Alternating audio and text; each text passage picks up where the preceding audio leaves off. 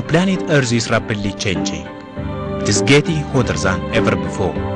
The level of carbon dioxide emission is soaring. Glaciers are melting. Oceans and sea levels are rising. These all are the proof of global warming, one of the major indicators of climate change.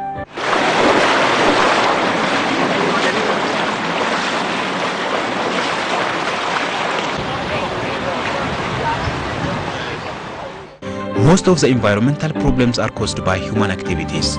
What we use, where we live, and what we consume all have an impact on Earth's resources.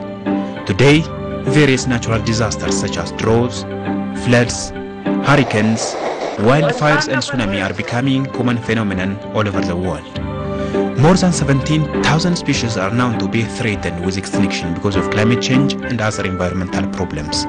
The scale is so big that it is often described as the greatest challenge to humanity this century is climate change, because climate change affects all societies. Climate change affects all environments, though the severity of the impacts will be different in different regions and will be felt differently by different societies depending on the underlying circumstances. So in general, however, the scale of change is so big and the impact is so wide and large as it has multiple dimensions. As part of the global campaign to slow down the impacts of environmental problems, Ethiopia has put in place a number of actions which helps to tackle climate change. Among them is pursuing green development approach. For instance, its power generation policy focuses on clean and renewable energy sources like solar, geothermal, wind and hydropower. In implementing this policy, the country has been utilizing its hydro potential. These days, Ethiopia is generating power from other clean energy sources such as wind.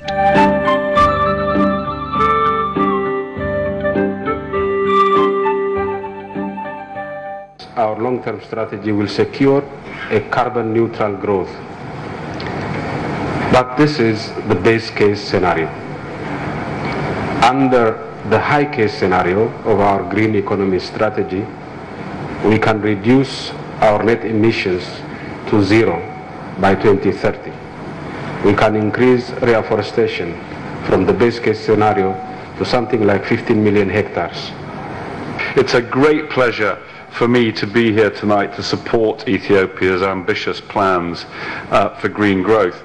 The Climate Resilient Green Economy Programme, I think, is an important step forward, not just for Ethiopia, clearly crucial for Ethiopia, not just for Africa, but for the world as a whole. Because in seeking zero carbon growth, Ethiopia has chosen a new model of economic development, and the UK is proud to be in the Climate Resilient Green Economy Partnership and is committed to helping Ethiopia turn this vision into a reality.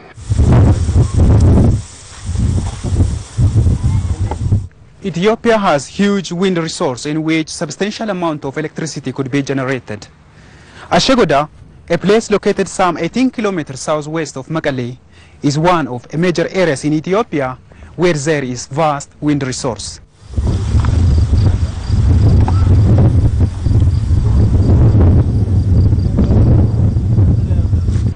Wind energy,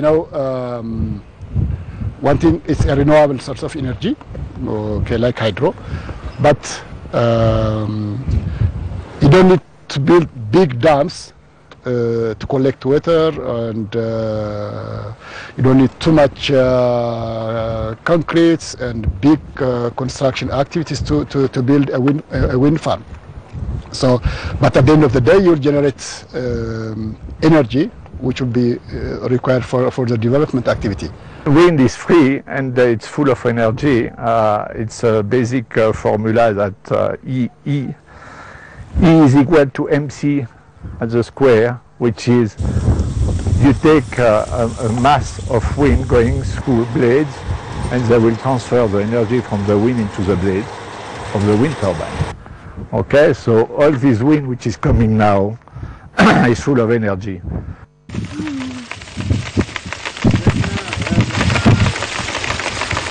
Wind is part of our day-to-day life. It is one of the most important natural resources we have on Earth. But its speed, which helps to harness power, varies with altitude. Located in the northern part of Ethiopia, the Ashogoda area has a comparative advantage over other places in the Tigray region to develop a wind farm.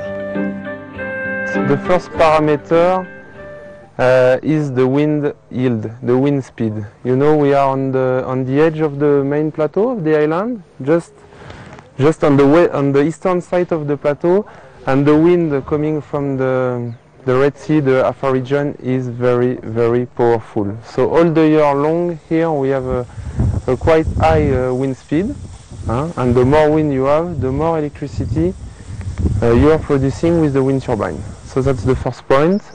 And let's say the second advantage of this place is to have the distribution line, electrical line, 230 kV, just on the site.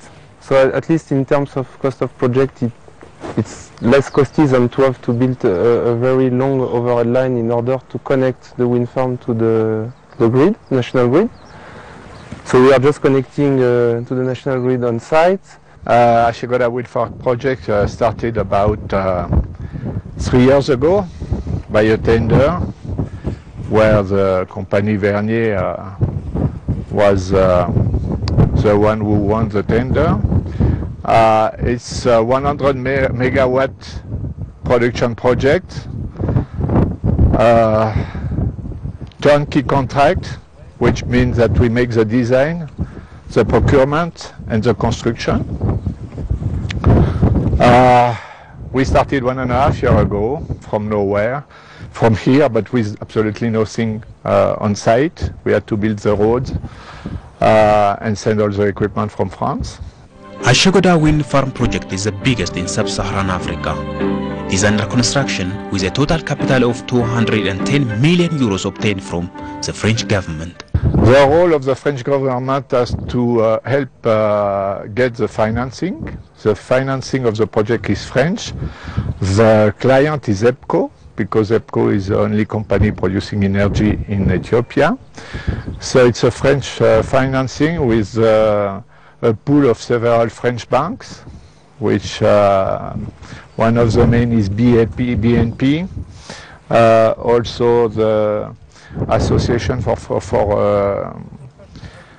Foreign Development, a French organization, has been helping also in the financing, and everything is with the insurance from the French organism COFAS. So the French government has been helping a lot for this project. This renewable energy project is under construction in 3 major phases. Various activities including the construction of the basic infrastructure, civil and electrical works have been undertaken to accomplish the first phase of the project.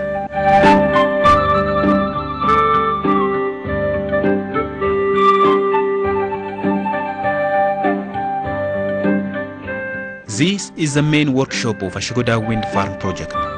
The major work here is assembling important materials that come from France.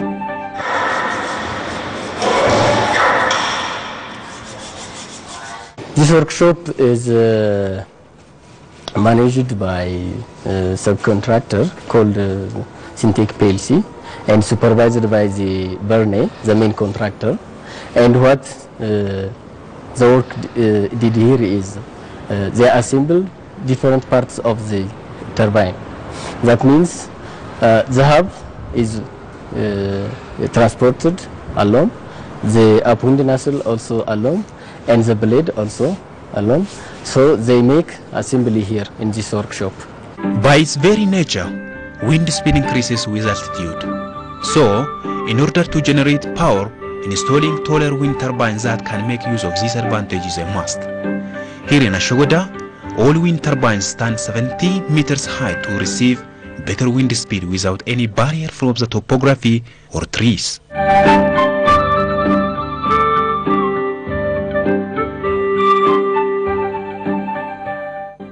Wind turbines can easily be installed even in hurricane-prone zones to provide cost-efficient power to be used as a domestic source of energy. The installation cost is lower since the rotor and blades are usually assembled on the ground. In this wind farm, the assembling work is mostly done by Ethiopian technicians with supervision from Verne.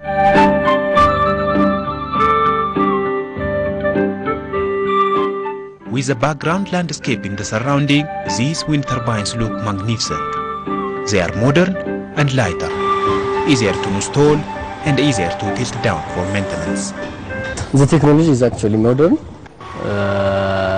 Maybe it may not have the long official track record, but this technology is a modern one because it has so many advantages. The one advantage is the erection procedure, because the simple erection procedure it uses, no crane, no huge crane like other wind turbines. It uses small cranes, 90 ton and 50 ton, and it uses self-erection tool developed by Verne. That's what he called Verlift. So this makes this turbine an advantage side. Whenever there are bad weather conditions such as hurricane, these two-blade turbines can be tilted down to the ground in simple and fast procedure. Maintaining and servicing them is also simple because it is carried out on the ground. Doing this has minimized the operation cost.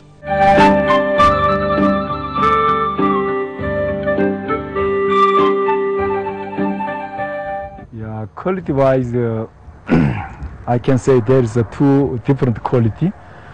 One is the wind turbine component itself. These are all fabricated from the factory, just transporting on the site. Also, we assemble some component on the site. But this, I can say, no doubt, because of there should be minimum grade of the quality should be passed. Otherwise, it cannot be placed everywhere.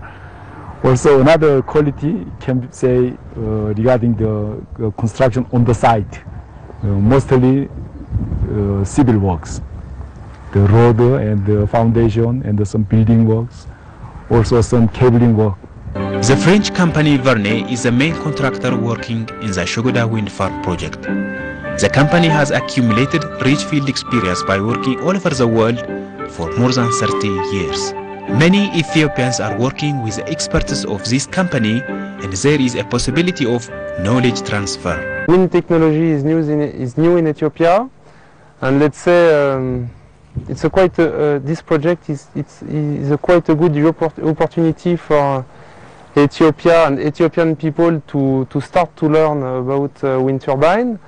On our side, let's say the knowledge transfer has started a long time ago with the people working with us in the project.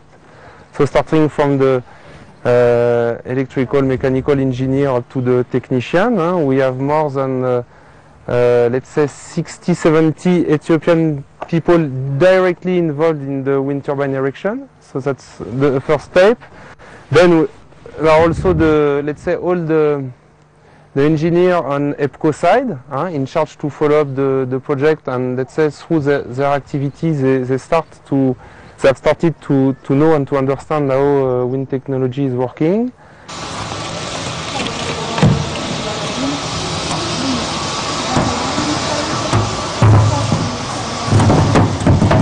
I joined Verne 1 year and 6 months ago. So at the time when I joined this company, I don't have any knowledge about the wind machine. I know theoretically what wind machine is, but practically I don't know the wind machine. So since the time I joined this company, I have seen a lot of things on the wind machine. So I can say that from now onwards, I do have a good knowledge on wind machine.